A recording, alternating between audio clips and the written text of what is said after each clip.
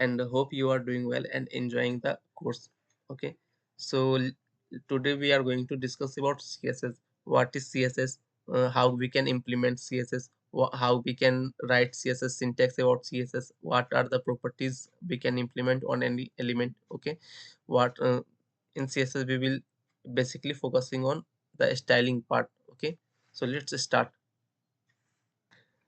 In last video I did not record my audio, that's why I need to record this again. Okay, so let's start. First of all we will bring our HTML template. Okay, so first we change the title name, it's style CSS. Okay, so what is basically CSS? CSS stand for cascading style sheet. What is CSS? CSS stand for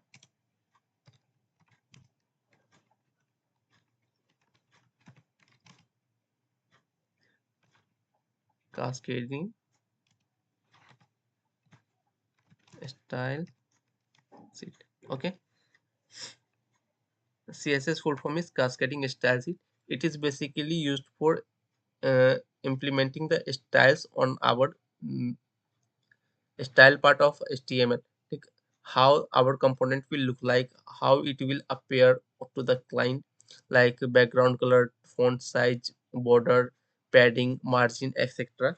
Okay, so we will start our first. We will talk about how we can. What is the syntax of CSS? Okay, तो मैंने बता रखा कि CSS हम जो लिखते हैं, ठीक है, उसको हम हेड टैग के अंदर लिखते हैं, ठीक है। तो हम पहले एक बना लेते हैं स्टाइल, ठीक है, इसे हम बोलते हैं इन इंटरनल CSS, ठीक है। CSS इम्प्लीमेंट करने के 3 मेथड होते हैं, एक इंटरनल, एक एक्सटर्नल जो मैंने फाइल बना के यहाँ पे अभी बनाऊंगा अभी, ठीक है, एक फाइल बना के करेंगे हम, ठीक है। एक होती है इनलाइन, जिस तरह से मैंने पिछले लेक्चर्स में आपने देखा होगा, मैंने आपको बता रखा होगा, ठीक है। जैसे H1 में देता हूँ, H1 H1 के अंदर डालते हैं हम हेलो वर्ल्ड, ठीक है, हेलो वर्ल्ड डाला। अब हम चाहते हैं कि इसका फॉन्ट इतना बड़ा नहीं होना चाहिए, मुझे इसका फॉन्ट छोटा करना है, या फिर इसकी बैकग्राउंड कलर कुछ देनी है, ठीक है, या फिर कुछ और, ठीक, जो हमें रिक्वायरमेंट होगी क्लाइंट के एंड से, उस हिसाब से हम चलते हैं, ठीक है। तो एक हम स्टाइल टैग लिखते हैं, स्टाइल, ठीक है, जिस एट्रीब्यूट इसे बोलते हैं ना, जो हमारे एलिमेंट की प्रॉपर्टीज बताती है, ठीक है।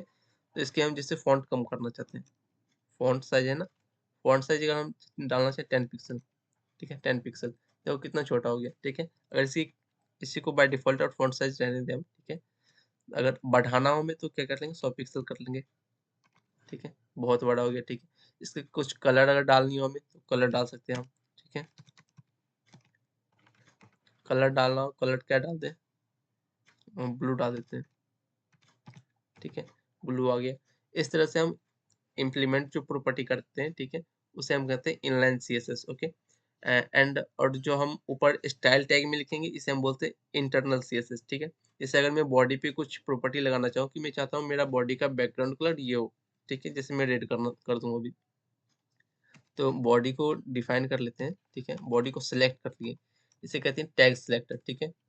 टैग के नाम से हम सिलेक्ट करते हैं ना, बॉडी बॉडी जो है वो टैग है, टैग के नाम से सिलेक्ट करते हैं तो इसे हम बोलेंगे टैग सिलेक्टर, ठीक है।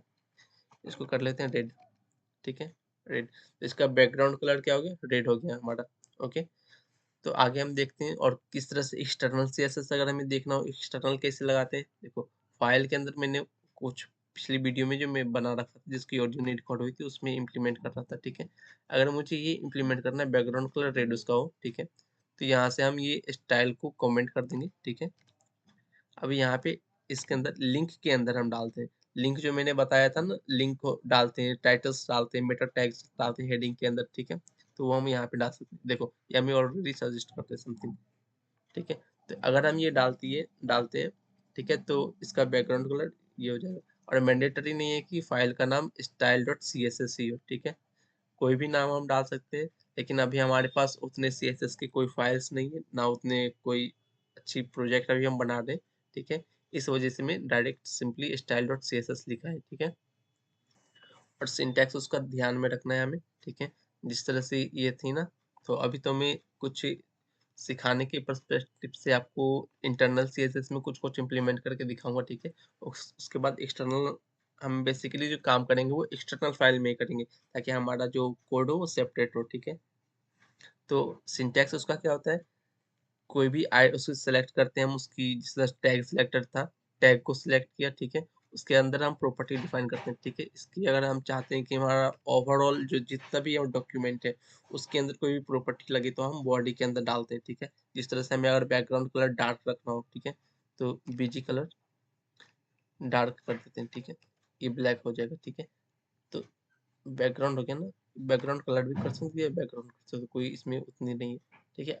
अगर हम थोड़ा अच्छी डाल देते हैं इसका, देखो ऑलमोस्ट सेम हो गया हमारा आईडीई का कलर और इसका, ठीक है? तो वो कलर सेलेक्ट आप इससे भी कर सकते हो, यहाँ पे जाके होवर करके, अगर आपको कोई कलर याद नहीं होती है, इनकेस उसका हेक्सा जो कोड आती है, ठीक है? वो अगर याद ना हो तो आप यहाँ से भी जाके चूज कर सकते हो उसका, ठीक है? अब हम बात करते हैं और कितने तरह के सिलेक्टर्स होते हैं, ठीक है? एक मैंने बताया था आपको आईडी सिलेक्टर एंड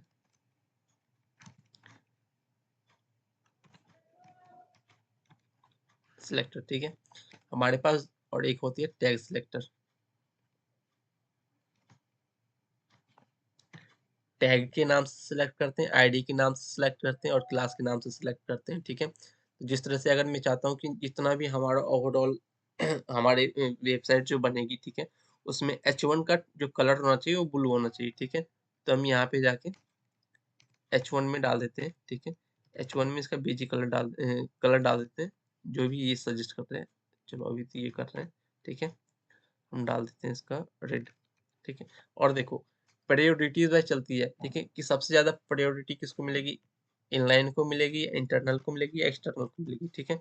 तो सबसे पहले ज्यादा प्रायोरिटी जो होगी उसको मिलेगी इनलाइन को, ठीक है? इस तरह से अगर मैं यहाँ भी डाल दूँ, स्टाइल है ना, H1 का कलर कर देता हूँ मैं, पिंक कर देता हूँ, ठीक है? अब देखना, आ, इसमें डाला ब्लू, इसमें डाला रेड और इसमें डाला पिंक, दिख रहा है ना तीनों में, ठीक है? तो सबसे पहले किसको एक्सेस मिलेगा, पहले वो सर्च करेगा अपने एलिमेंट में, क्या मुझे कोई स्टाइल मिल रहा है क्या, नहीं, अगर मिल रहा है तो मैं इसको ही इम्प्लीमेंट करूंगा, ऊपर जाऊंगा ही नहीं, ठीक है? अगर सपोज हमने यहाँ से हटा दिया, ठीक है? तो देखो अब ये उठा रहा है यहाँ का रेड का, ठीक, क्योंकि वो इंटरनल पहले ढूंढेगा, ठीक है? जो सबसे नजदीक में रहेगा इसके, उसके पास वो सबसे पहले जाएगा, ठीक है? उसके बाद अगर यहाँ से भी हटा देंगे तो देखना वो हमारा उठाएगा इसका style dot C S S में, जो हमने पिंक डाला था वो पिंक उठा रहा है हमारा, ठीक है? तो ये देख लिया हमने प्रायोरिटीज वाइज किसकी ज्यादा प्रायोरिटी मिलती है, ठीक है? अब हम बात करते हैं सिलेक्टर के बारे में। एक सिलेक्टर बताइए, टैग सिलेक्टर। अब बात करते हैं हम आईडी सिलेक्टर और क्लास सिलेक्टर के बारे में, ठीक है? तो जैसे फॉर्मेट कर लेते हैं, डिव के अंदर हम डालते हैं, ठीक है? जैसे हेलो वर्ल्ड, ठीक है? हेलो वर्ल्ड डाला। अब इसे हम, हाँ, क्लास नाम डाल देते हैं इसका, ठीक है? जैसे क्लास डाल दिया, हेलो वर्ल्ड, ठीक है? क्लास डाल दिया हमने हेलो वर्ल्ड। अब इसमें कोई भी प्रॉपर्टी नहीं है, ना ही इसकी विड्थ, ना ही इसकी कुछ हाइट, ना ही इसकी कुछ ये, ठीक है? तो अब इसके अंदर हम चाहते हैं कि सपोज हमारे पास 3-4 ऐसी क्लासेस हैं, ठीक? तो हम एक को सिलेक्ट करेंगे और ये प्रॉपर्टी हमारे इतने सारे एलिमेंट पे लग जाएंगे, ठीक है? अगर हम इसे सेलेक्ट करें, क्लास सिलेक्टर को कैसे सिलेक्ट करते थे हम, डॉट से। मैंने आपको HTML वाले में थोड़ा बताया था इसका ओवरव्यू, एक बार फिर से बताता हूँ। क्लास सिलेक्टर को हम डॉट से ये टैग को सिलेक्ट करते हैं, ठीक है? इस नाम था हमारा, क्या नाम था, हेलो वर्ल्ड, हेलो वर्ल्ड, ठीक है? हेलो वर्ल्ड डाला हमने। अब हेलो वर्ल्ड के अंदर कलर ब्लू कर देते, देखो ये ओवरऑल जितना भी हमारा एलिमेंट था जिसके अंदर क्लास हमने यूज किया था हेलो वर्ल्ड, ठीक है? वो सब में लग जाएगा। और किसी का नाम हम एक भी चेंज करते हैं, देखो उसमें वो प्रॉपर्टी नहीं लग रही है, नहीं लग रही है ना, ठीक है? अगर हम इसका फॉन्ट साइज थोड़ा बढ़ा दें, ठीक है? फॉन्ट साइज, ठीक है? फॉन्ट साइज अगर हम इसके कर दें 20 पिक्सल, ठीक है? तो फॉन्ट साइज इसकी बढ़ जाएगी, ठीक? अगर हमें यही करना हो कि फॉन्ट वेट बढ़ाना हो, ठीक है। मैं एक बार इसका बैकग्राउंड कलर इसका डिफ़ॉल्ट कर देता हूँ व्हाइट, ठीक है। तो यहाँ से भी हमें हटाना पड़ेगा ना, नहीं तो फिर ये वहाँ से उठाएगा, ठीक है। अब इसे कमेंट कर देते हैं हम, ठीक है।